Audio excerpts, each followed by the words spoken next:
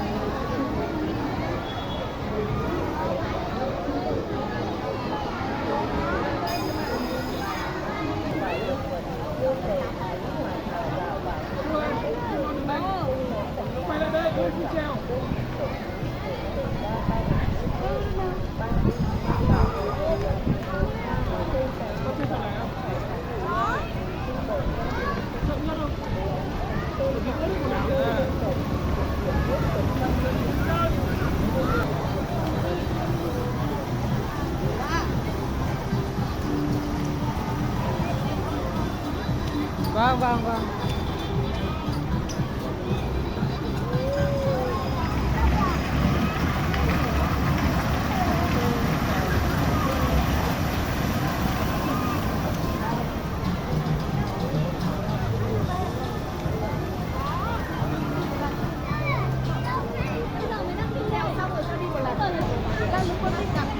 Xuống kìa, xuống trên cao này. Trên cao không nữa. Mày bị xì găm đấy ai cứu mày? Không đi được cái trò này người lớn thôi. Để con đi được. Không biết tôi.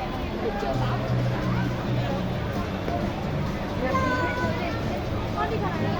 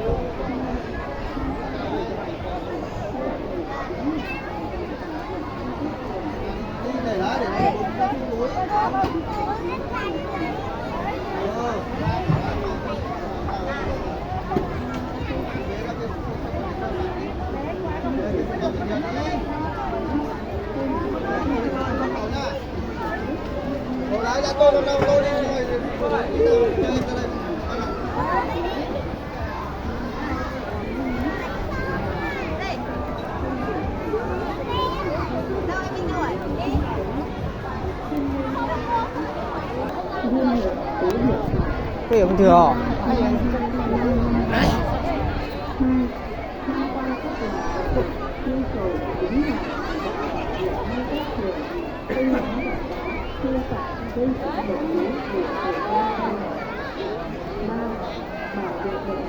Đường hoa, cây cảnh và các tài sản khác phục vụ trưng bày không khí.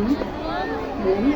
Tôn trọng di dời công nhân của tỉnh làm mất trật tự giao thông và cảnh giao thông. Đi một vòng nữa.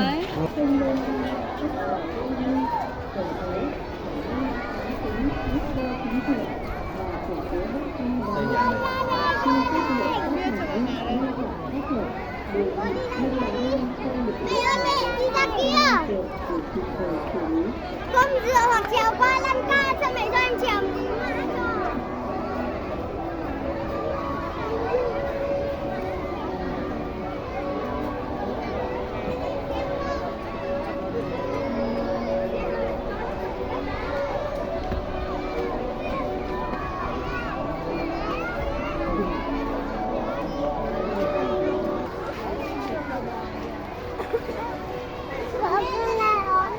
Kìa.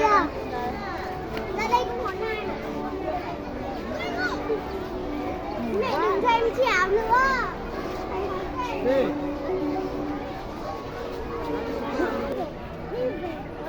Bạn nào chơi này.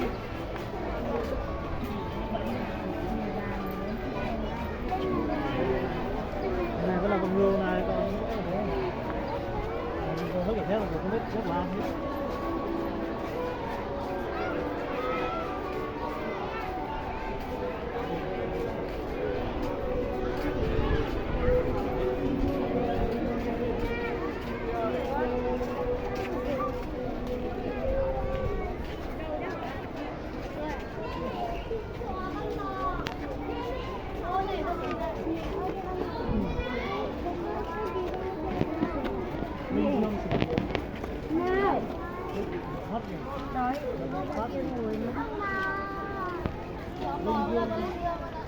Anh Vinh Dương kiếm.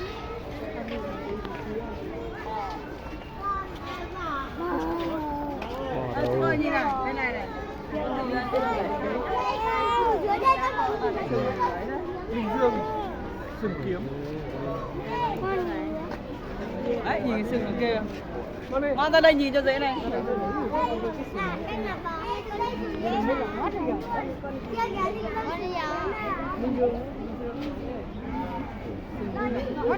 Ôi sừng. Đây.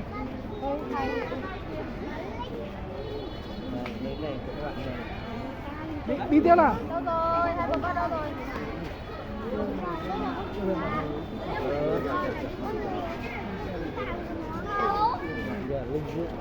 Mẹ đâu, đi ra mẹ. Vươn gì?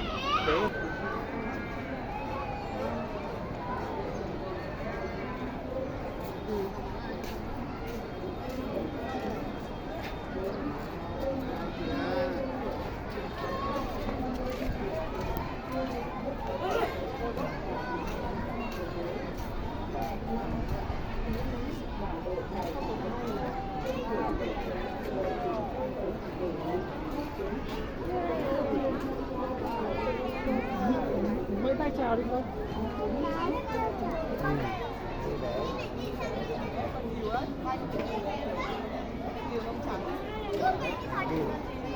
Tôi lấy bật cái cửu của mình.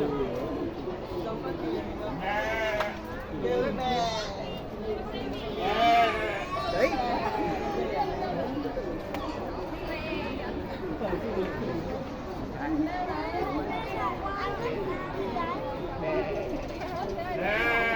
Con kêu ngứa đấy.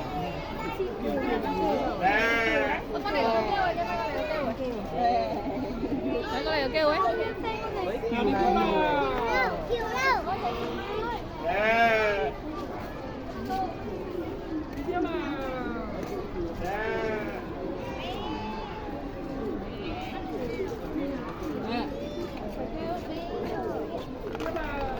Đâu mà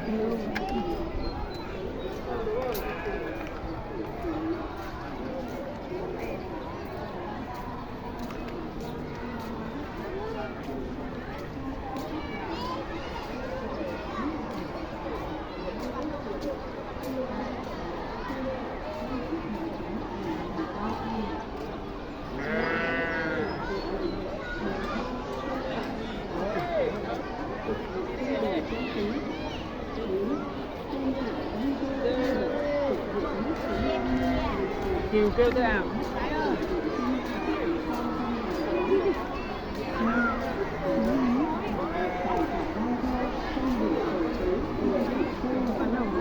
Bán đấy nhỉ?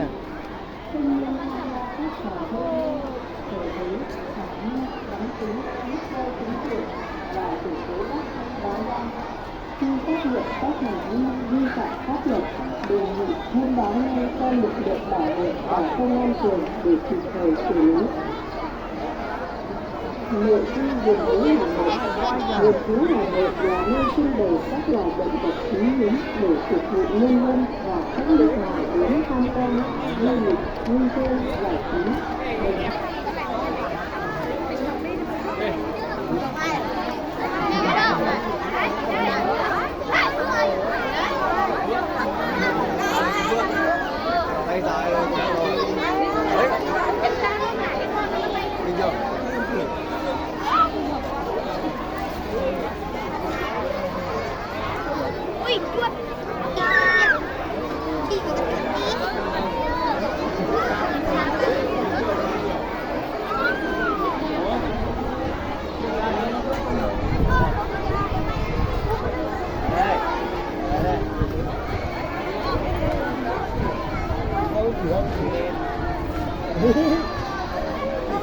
phủ.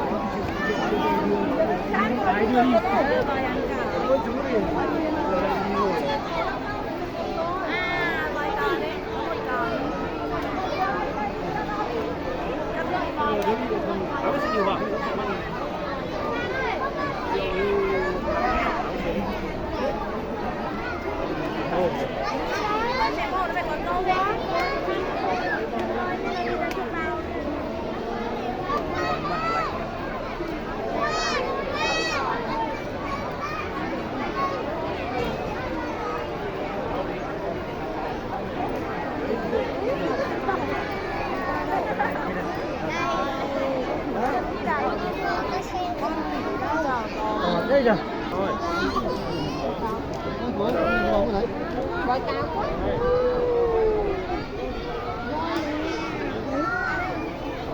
Em mới qua đây bị chụp hình kìa.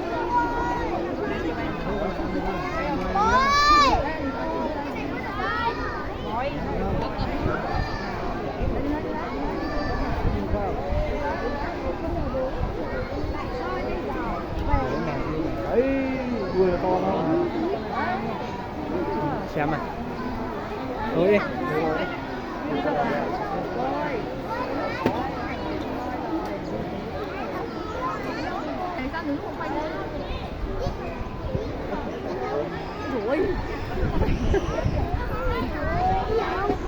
Có. Đấy. Để cho con.